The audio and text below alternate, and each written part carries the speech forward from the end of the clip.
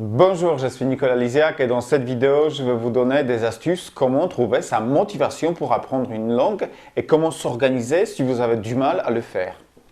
J'ai divisé cette vidéo en 3 étapes. Étape de questions à se poser, étape de source de votre motivation, c'est important, et étape d'action. Dans la première étape, il faut vraiment se poser de bonnes questions. Des questions comme quel est vraiment votre objectif? Que voulez-vous obtenir? Pourquoi apprenez-vous? Est-ce pour le plaisir?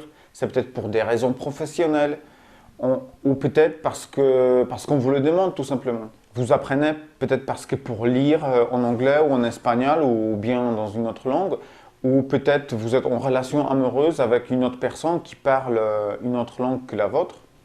Je pense qu'il est très important de trouver la réponse à ces questions car vous allez pouvoir voir plus clair dans vos motivations.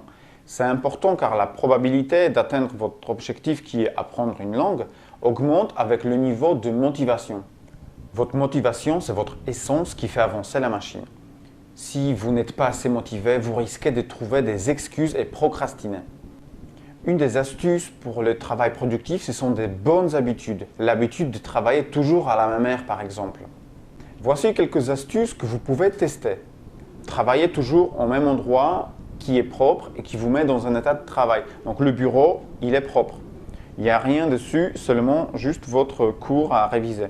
Coupez les sources de distraction pour pouvoir vous concentrer comme un laser. Et quand je parle des sources de distraction, je pense au téléphone portable, Internet, Skype, etc. C'est comme si vous prenez un avion et là, on ne peut pas vous joindre au téléphone. C'est comme ça. C'est vraiment important car notre cerveau ne peut pas faire deux choses à la fois. Et une fois on vous a dérangé pendant l'apprentissage, il est très difficile de revenir rapidement au même état de concentration que tout à l'heure. Si vous apprenez tous les jours, je vous conseille de faire un jour de pause par semaine. Ça, c'est important.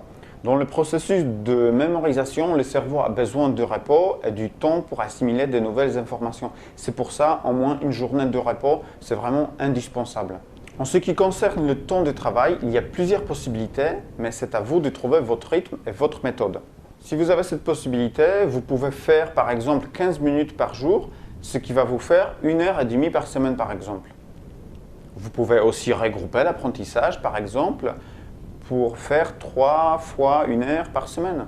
Si vous allez travailler ainsi, je vous propose de faire une pause tous les 20 minutes pendant 2-3 minutes. Pendant ce temps, vous pouvez aérer le bureau et boire de l'eau. Chaque méthode est différente et c'est à vous de trouver votre propre style de travail. Malheureusement, cela ne suffit pas.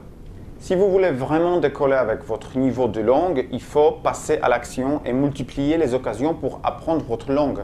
Vous pouvez par exemple rencontrer les gens de votre ville pour parler dans la langue de votre choix. Je vous conseille d'aller sur le site onvasortir.com où vous pouvez trouver ou bien organiser vous-même une sortie.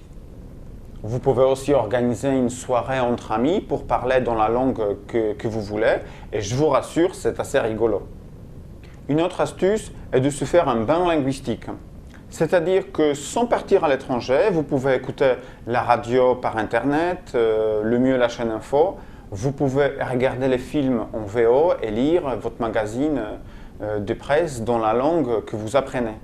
La meilleure des choses, c'est bien évidemment le voyage à l'étranger. Pendant le séjour dans le pays, en plus de parler la langue, vous vivez la culture et votre motivation augmente comme une flèche. Un voyage permet de débloquer la timidité de parler pour certaines personnes. Vous voyez vraiment l'intérêt pour apprendre la langue que vous apprenez. Dans le monde d'aujourd'hui, nous pouvons nous déplacer très facilement et même avec un petit budget. N'hésitez donc pas à faire un voyage dans le pays où on parle la langue que vous apprenez. Quand vous passez à l'action, trouvez un environnement plaisant, fixez-vous un objectif.